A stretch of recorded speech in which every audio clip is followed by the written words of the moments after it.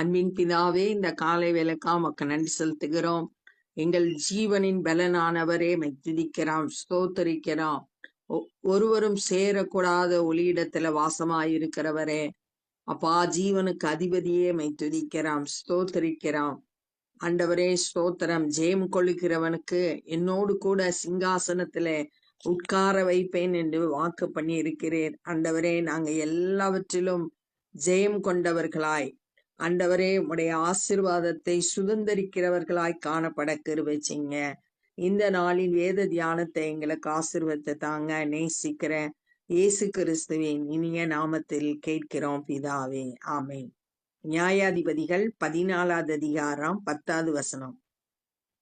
அவன் தகப்பன் அந்த பெண் இருக்கும் இடத்தில் போன போது, சிம்சோனோட தகப்பன் அந்த பெலிஸ்திய பெண்ணு இருக்கிற இடத்துக்கு போன போது, சிம்சோன் அங்கே விருந்து செய்தான். திருமணம் செய்ததுனால அங்கு ஒரு விருந்து செய்தான். வாலிபர் அப்படி செய்வது வழக்கம். அது வழக்கமா இருந்து வந்தது, விருந்து பண்றது. அந்த வழக்கத்தின்படி அவன் ஒரு விருந்து செய்தான். அவர்கள் அவனை கண்டபோது அவனோடு கூட இருக்கும்படி 30 தோழரை அவனிடத்தில் கொண்டு வந்தார்கள். பெலிஸ்தியர் 30 தோழர்களை, வாலிபர்களை அவனோடு கூட இருக்கும்படியா கொண்டு சேர்த்து விடுறாங்க. சிம்சோன் அவர்களை நோக்கி, ஒரு விடுகதை உங்களுக்கு சொல்லுகிறேன். அதை நீங்கள் விருந்துண்ணுகிற 7 நாளைக்குள்ளே கண்டுபிடித்து எனக்கு விடுவித்தால், நான் உங்களுக்கு 30 துப்பட்டிகளையும் 30 மாற்று வஸ்திரங்களையும் கொடுப்பேன். நான் விடுகதை சொல்லுவேன். 7 நாள் விருந்து நடக்கும்.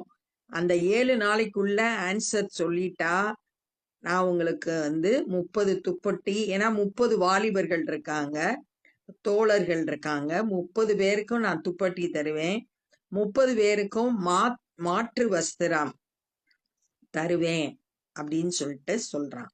அதை எனக்கு விடுவிக்காதே போனால், உங்களால விடுகதைய விடுவிக்க முடியாம போயிடுச்சுன்னா, நீங்கள் எனக்கு 30 துப்பட்டிகளையும் 30 மாற்று வஸ்திரங்களையும் கொடுக்க வேண்டும் என்றான். அதற்கு அவர்கள், உன் விடுகதையை சொல்லு, நாங்கள் அதை கேட்கட்டும் என்றார்கள். முதல்ல நீ விடுகதையை சொல்லு, நாங்க கேட்டுட்டு சொல்றோம் அப்படின்னு சொல்லிட்டு அதுக்கு ஒத்துக்கிட்டாங்க. பெலிஸ்தியரோட வாலிபர்கள் 30 பேர் சிம்சோன் சொன்ன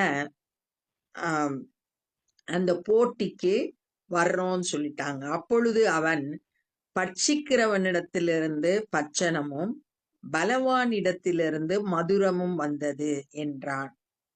அந்த விடுகதை அவர்களால் 3 நாள் மட்டும் விடுவிக்க கூடாதே போயிற்று. மொத்தம் 7 நாள், 3 நாள் அவங்களால விடுகதைக்கு ஆன்சர் கண்டுபிடிக்க முடியல. 7ஆம் நாளிலே அவர்கள் சிம்சோனின் பெஞ்சாதியை பார்த்து, உன் புருஷன் இந்த விடுகதையை எங்களுக்கு விடுவிக்கும்படி நீ அவனை நயம் பண்ணு, இல்லாவிட்டால் நாங்கள் உன்னையும் உன் தகப்பன் வீட்டையும் அக்கினியினால் சுட்டெரித்து போடுவோம், எங்களுக்குள்ளவைகளை பறித்து கொள்ளவா எங்களை அழைத்தீர்கள் என்றார்கள். அவன் பெஞ்சாதிட்ட போய் சொல்றாங்க, நீ அவனை எப்படியாச்சும் நைஸ் பண்ணி ஆன்சரை கண்டுபிடிச்சு எங்களுக்கு சொல்லணும், இல்லைன்னா உன்னையும் உன் தகப்பன் வீட்டையும் அக்கினியினால சுட்டெரிச்சிருவோம், எங்க கிட்ட இருக்கிறத பறிக்கிறதுக்காக நீங்க இதெல்லாம் செய்றீங்க, எங்களை கூப்பிட்டீங்க, விருந்துக்கு கூப்பிடுறேன்னு கூப்பிட்டுட்டு எங்களோட ட்ரெஸ்ஸை பறிக்கிறதுக்காக இப்படி எல்லாம் செய்றீங்க அப்படின்னு சொல்லிட்டு அவனை மிரட்டுறாங்க. நீ ஆன்சர் கண்டுபிடிச்சு சொல்லலைன்னா உன்னையும் உன் தகப்பன் வீட்டையும் சுட்டெரிச்சிருவோம் அப்படின்னு சொல்லிட்டு பயமுறுத்துறாங்க. அப்பொழுது சிம்சோனின் பெஞ்சாதி அவனுக்கு முன்பாக அழுது, நீ என்னை நேசியாமல் என்னை பகைக்கிறாய், என் ஜனங்களுக்கு ஒரு விடுகதையை சொன்னாய், அதை எனக்காவது விடுவிக்கவில்லையே என்றாள். போய் அழுதுகிட்டே இருக்கா. நீ உண்மையா நேசிக்கல, அப்படி நேசித்திருந்தா அந்த விடுகதைக்கு ஆன்சர் ஏன்ட்ட சொல்லியிருப்ப அப்படின்னு சொல்லிட்டு நைஸ் பண்ணி பேசுறான். இதோ நான் என் தாய் தகப்பனுக்கும் அதை விடுவிக்கவில்லையே, உனக்கு அதை விடுவிப்பேனோ என்றான். அவன் பதில் சொல்றான், எங்க அம்மா அப்பா கூட நான் சொல்லலையே அந்த விடுகதைக்கு ஆன்சர், உனக்கு எப்படி நான் சொல்லுவேன் அப்படின்னு சொல்லிட்டு சொல்லி பார்க்கறான். விருந்துண்ணுகிற 7 நாளும் அவன் முன்பாக அழுது கொண்டே இருந்தாள். அவனை முன்னாடி எப்பயும் அழுதுகிட்டே இருந்தா, எப்படா இந்த அழுகையை நிப்பாட்டுவான்ற எண்ணம் அவனுக்குள்ள வந்துருச்சு. 7ஆம் நாளில் அவனை அலட்டி கொண்டிருந்தபடியால் அதை அவளுக்கு விடுவித்தான். ரொம்ப தொந்தரவு பண்றதுனால வேற வழி இல்லாம ஆன்சரை சொல்லிட்டான். அப்பொழுது அவள் தன் ஜனத்துக்கு அந்த விடுகதையை விடுவித்தாள். உடனே போய் தன்னோட பெலிஸ்தர்கிட்ட போய் தன்னோட இன மக்கள்கிட்ட போய் அந்த விடுகதைக்குரிய ஆன்சரை சொல்லிட்டான். அவன் தன்னுடைய கணவனுக்கு உண்மையா இல்ல, தன்னையும் தன்னுடைய குடும்பத்தையும் காப்பாத்துறதுக்காக இவன்கிட்ட கேட்டு ஆன்சரை சொல்லி கொடுத்தான்.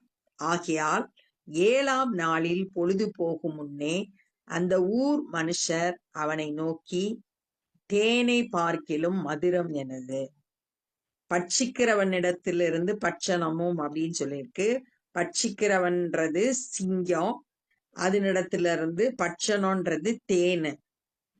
பலவான் இடத்திலிருந்து மதுரம், பலவான் சிங்கம், மதுரம்ன்றது தேன். அதைத்தான் இங்க அவங்க கண்டுபிடிச்சாங்க. இவனே அவன் ஒய்ஃபு மூலம் சொல்லி கொடுத்து அந்த ஆன்சரை சொல்லிட்டாங்க. தேனை பார்க்கிலும் மதுரமானது என்ன, சிங்கத்தை பார்க்கிலும் பலமானது என்ன என்றார்கள். அதற்கு அவன், நீங்கள் என் கிடாரியால் உலாதிருப்பீர்களானால் என் விடுகதையை பிடிப்பதில்லை என்றான். என் மனைவி மூலம் நீங்க தெரிஞ்சு இந்த விடுகதைய சொல்றீங்க, இல்லாட்டி இந்த விடுகதைக்கு ஆன்சர் உங்களால கண்டுபிடிச்சிருக்க முடியாது அப்படின்னு அவங்க கிட்ட சொல்றான். ஆனா அவங்க ஆன்சர் சொன்னதுனால இவன் தோல்வியை ஒத்துக்கிட்டு அவங்களுக்கு நான் கொடுப்பேன்னு சொன்னதை கொடுக்கணும். கர்த்தருடைய ஆவி அவன் மேல் இறங்கினதனால் அவனோட பலத்தினால அதை செய்ய முடியாது. அவன் கர்த்தருடைய ஆவி அவனை மேல இறங்கி அவனுக்குள்ள செயல்பட்டதுனால அவன் அஸ்கலோனுக்கு போய், அஸ்கலோன்றது பெலிஸ்தியரோட பட்டணங்கள்ல ஒண்ணு, அந்த பட்டணத்துக்கு போய் அவ்வூராரில் 30 பேரை கொன்று, பெலிஸ்தியர்ல 30 பேரை கொன்று அவர்களுடைய வஸ்திரங்களை உரிந்து கொண்டு விடுகதையை விடுத்தவர்களுக்கு அந்த மாற்று வஸ்திரங்களை கொடுத்து கோபம் உண்டவனாய் புறப்பட்டு தன் தகப்பன் வீட்டுக்கு போய்விட்டான். அந்த 30 வஸ்திரங்களையும் அவங்க கிட்ட கொடுப்பேன்னு சொன்ன 12வது வசனத்துல விடுகதையை விடுத்தா நான் 30 மாற்று வஸ்திரத்தை கொடுப்பேன்னு சொல்லியிருந்தா அதை அப்படியே செஞ்சு கோபத்தோட தன்னுடைய தகப்பன் வீட்டுக்கு போயிட்டான். ஏன்னா தோல்வியை சந்திச்சதுனால. ஆனா கர்த்தருடைய ஆவியானவர் அவன் மேல இறங்கி பலப்படுத்தினதுனால 4வது வசனத்துல பார்த்தோம், பெலிஸ்தியரை குற்றம் கண்டுபிடிக்க முகாந்திரம் உண்டாகும்படி இது கர்த்தரின் செயல். இப்ப பெலிஸ்தியருக்கு ஒரு அழிவு வரணும், அதுக்காகத்தான் இதெல்லாம் நடந்தது. கர்த்தருடைய ஆவியானவர் அவனை பலப்படுத்தி அவன் பெலிஸ்தியர்ல 30 பேரை கொண்டு அந்த மாற்று வஸ்திரங்களை எடுத்து கொண்டு கொடுத்துட்டான். சிம்சோனின் பெஞ்சாதியோ வென்றால் அவனுடைய தோழரில் அவனோட சிநேகிதமாயிருந்த ஒருவனுக்கு கொடுக்கப்பட்டான். ஆனா அதே நேரத்துல அவன் ஒய்ஃப இவன் கோவிச்சுட்டு போனதுனால இனிமேல் வரமாட்டான் அப்படின்னு நினைச்சு அவனோட ஃப்ரெண்டுல ஒருத்தனுக்கு திருமணம் செய்து கொடுத்துட்டாங்க. நியாயாதிபதிகள் 15. சில நாட்கள் சென்ற பின்பு சிம்சோன் கோதுமை அரிக்கிற நாட்களில் ஒரு வெள்ளாட்டு குட்டியை எடுத்துக்கொண்டு தன் பெஞ்சாதியை காண போய், இப்ப திரும்ப வர்றான் தன்னோட ஒய்ஃப பாக்குறதுக்காக. ஒரு வெள்ளாட்டு குட்டிய கிஃப்ட் எல்லாம் எடுத்துட்டு வர்றான். நான் என் பெண்ஜாதியினிடத்தில் அறை வீட்டுக்குள் போகட்டும் என்றான். அவள் தகப்பனோ அவனை உள்ளே போக விட்டாமல், நீ அவளை முற்றிலும் பகைத்து விட்டாய் என்று நான் எண்ணி அவளை உன் சிநேகிதனுக்கு கொடுத்து விட்டேன். அவள் தங்கை அவளை பார்க்கிலும் அழகானவள் அல்லவா? அவளுக்கு பதிலாக இவள் உனக்கு இருக்கட்டும் என்று சொன்னான். அவங்க அப்பா, நீ கோவிச்சிட்டு போனதுனால வெறுத்துட்ட அப்படின்னு நினைச்சு நான் வேற திருமணம் செய்து கொடுத்துட்டேன் அப்படின்னு சொல்லிட்டு சொல்றாரு. அப்பொழுது சிம்சோன், நான் பெலிஸ்தியருக்கு பொல்லாப்பு செய்தாலும் என் மேல் குற்றம் இல்லை. நீங்க என்னுடைய மனைவியை எடுத்து வேற ஒருத்தனுக்கு திருமணம் செய்து கொடுத்ததுனால நான் பெலிஸ்தருக்கு எந்த தீமை செஞ்சாலும் அது தப்பு கிடையாது அப்படின்னு சொல்லிட்டு அவன் சொல்றான். புறப்பட்டு போய் 300 நரிகளை பிடித்து பந்தங்களை எடுத்து வாளோடு கூட வாள் சேர்த்து 300 நரிகளை பிடிக்கிறான். அதுல தீ பந்தங்களை இது வாள், ஒரு வாளோட இன்னொரு நரியோட வாள் 2 நரியா சேர்த்து 2 வாள்களுக்கு நடுவே ஒவ்வொரு பந்தத்தையும் வைத்து கட்டி, தீ பந்தத்தை 2 நரிய சேர்த்து வாழை ஒன்னா கெட்டி தீ பந்தத்தை அதுல வச்சுட்டான். பந்தங்களை கொளுத்தி பெலிஸ்தியருடைய வெள்ளாமையிலே அவைகளை ஓட விட்டு, அப்ப தீ பந்தம்ன்றப்ப 2ம் வெவ்வேறு பக்கம் இழுத்து அந்த நரிகள் பயங்கரமா ஓடும், உயிர் தப்பிக்கிறதுக்காக இங்கிட்ட அங்கிட்டு ஓடுது. அவனோட விவசாயம் முழுசும் அழிக்கப்பட்டுருச்சு. கதிர்கட்டுகளையும் வெள்ளாமையையும் திராட்சை தோட்டங்களையும் ஒலிவ தோப்புகளையும் சுட்டெரித்து போட்டான். இது ஓடின ஓட்டத்துல எல்லா திராட்சை தோட்டம் போச்சு, ஒலிவ தோப்பு போச்சு. அவன் செய்த விவசாயம் முழுசும், பெலிஸ்தியரோட விவசாயம் முழுசும் அழிக்கப்பட்டுருச்சு. இவனா செய்யாம நரிகளோட வால்ல தீப்பந்தத்தை கெட்டி அது அப்ப ரொம்ப அழிவை ஏற்படுத்திருச்சு. இப்படி அவன் செய்தவன் யார் என்று பெலிஸ்தியர் கேட்டபோது திம்னாத்தினுடைய மருமகனாகிய சிம்சோன் தான். இதுக்கு காரணம் சிம்சோன் தான் அப்படின்றத தெரிஞ்சிட்டாங்க. அவனுடைய பெண்ஜாதியை அவனுடைய சிநேகிதனுக்கு கொடுத்து விட்டபடியால் அப்படி செய்தான் என்றார்கள். காரணமும் சொல்றாங்க. மனைவிய இன்னொருத்தனுக்கு கொடுத்ததுனால கோபத்துல அவன் இப்படி செய்யறான். அப்பொழுது பெலிஸ்தியர் போய் அவளையும் அவன் தகப்பனையும் அக்கினியினால் சுட்டெரித்தார்கள். தங்களுக்கு அழிவுக்கு காரணமாயிருந்த அந்த பெண்ணையும் அவளுடைய தகப்பனையும் அக்கினினால முழுவதுமா சுட்டெரித்து போட்டாங்க பெலிஸ்தியர்.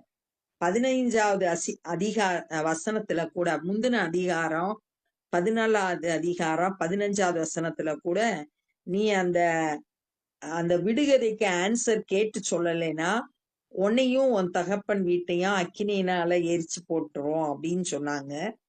இப்ப தங்களோட விவசாயம் அழிக்கப்பட்டது அப்படின்றத தெரிஞ்ச உடனே அவளையும் அவள் தகப்பன் வீட்டை முழுவதுமா அக்கினியினால சுட்டெரித்தாங்க அப்படின்னு பாக்குறோம்.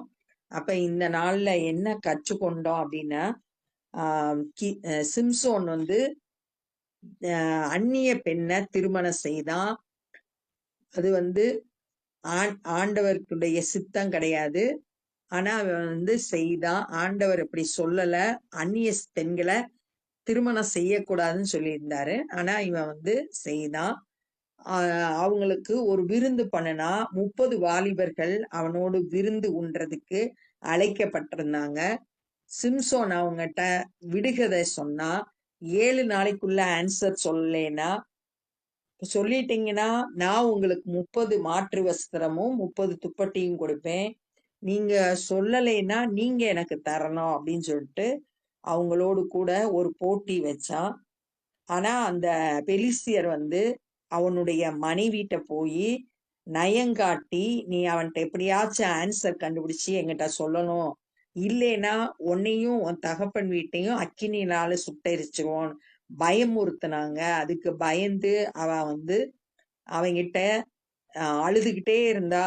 7 நாளும் நீ கட்டாயம் எனக்கு விடுகதைக்கு ஆன்சர் சொல்லணும் கேட்டதுனால அவன் கடைசியில விடுகதைக்கு ஆன்சரை சொல்லிட்டான். உடனே அவ போய் அவளோட ஜனங்களுக்கு ஆன்சர் சொன்ன பிறகு அவங்க ஆன்சரை சொல்லிட்டாங்க. இப்ப சிம்சோன் சிம்சோன் தோல்விய சந்திச்சான். ஆனா அவன் சொன்னபடி 30 மாற்று வஸ்திரத்தை கர்த்தருடைய ஆவி அவன் மேல இறங்குனதுனால போய் பெலிஸ்தியரை கொன்று 30 வஸ்திரங்களை கொண்டு வந்து கொடுத்துட்டு கோபமா தன்னோட தகப்பன் வீட்டுக்கு போயிட்டான். ஆனா அவங்க அப்பா நினைச்சாரு, இவன் போயிட்டான், இனிமேல் தன்னுடைய மகளுக்கு அவனுடைய தோழர்கள்ல ஒருத்தனுக்கு திருமணம் செய்து வைத்துட்டான். ஆனா சில நாட்களுக்கு பிறகு சிம்சோன் மறுபடியும் தன்னுடைய மனைவிய பார்க்க வந்தப்போ தகப்பன் சொல்றான், நீ முற்றிலும் பகைத்துட்ட நினைச்சு அவளை வேற ஒருத்தனுக்கு திருமணம் செய்து கொடுத்துட்டேன் அப்படின்னு சொல்லிட்டு சொன்ன உடனே கோபம் இவன் புறப்பட்டு போய் 300 நரிகளை ரெண்டா வாழை ஒன்னா சேர்த்து கட்டி அந்த வாள்ல தீ பந்தங்களை வச்சு விட்டுட்டான். அது போய் பெலிஸ்தியருடைய விவசாயத்தை முழுவதுமா அழித்து போட்டுச்சு. இத கேள்விப்பட்ட பெலிஸ்தியர் யாருன்னு விசாரித்து சிம்சோன் தான் அதுக்கு காரணம்ன்றத அறிஞ்ச உடனே அவங்க நேரா போய் அதுக்கு காரணமாயிருந்த அவனுடைய மனைவியையும் அவளுடைய தகப்பனையும் அக்கினினால சுட்டெரித்து போட்டாங்க அப்படின்றத இந்த நாள்ல தியானிச்சோம். இப்ப நம்ம ஜெபம் பண்ண போறோம். அன்பின் பிதாவே, இந்த நாள்ல நாங்க கற்றுக்கொண்ட இந்த வேத பகுதிக்காய் நன்றி செலுத்துகிறோம். பெரிய திட்டத்தோடு ஆண்டவரே சிம்சோனை நீ தெரிந்து கொண்டே ஆண்டவரே ஸ்தோத்திரம் கர்த்தாவே, பெலிஸ்தியரை அழிக்கும்படியாய் ஆண்டவரே நீ தெரிந்தெடுத்த சிம்சோனை கொண்டு பெரிய காரியங்களை செய்தீர். அதற்காமை துதிக்கிறோம். பரிசுத்த ஆவியானவர் பலப்படுத்தினதற்காய் குறித்து நாங்க வாசித்தோம் கர்த்தாவே. நாங்களும் எங்களுடைய வாழ்க்கையில எல்லா சூழ்நிலையிலும் உண்மை சார்ந்து ஜெயம் கொண்டவர்களாய் ஆண்டவரே வாழ கிருபை செய்யுங்க. ஆண்டவரே எங்களை குறித்த தேவ திட்டங்கள் என்ன என்பதை அறிந்து செயல்பட ஒவ்வொருவருக்கும் கிருபை தந்து வழி நடத்துங்க. எல்லா பொல்லாப்புக்கும் விலக்கி காத்து கொள்ளுங்க. உம்முடைய ஞானம், உம்முடைய பலன், உம்முடைய கிருபை எங்களை தாங்கட்டும். இந்த நாள்ல சுவிசேஷ பணியை செய்கிற ஒவ்வொருவரையும் பயன்படுத்துங்க. அநேகர் சத்தியத்தை அறிந்து விடுதலை பெறட்டும். நாங்களும் உம்முடைய சுவிசேஷ பணியிலே எங்களால் இயன்றதை செய்ய கிருபை தாரும். நேசிக்கிற இயேசு கிறிஸ்துவின் இனிய நாமத்தில் கேட்கிறோம் பிதாவே, ஆமேன். என் ஆத்துமாவே கர்த்தரை ஸ்தோத்திரி, என் முழுவலுமே பரிசுத்த நாமத்தை ஸ்தோத்திரி. என் ஆத்துமாவே கர்த்தரை ஸ்தோத்திரி, கர்த்தர் செய்த சகல உபகாரங்களை மறவாதே. ஆமேன். God bless you.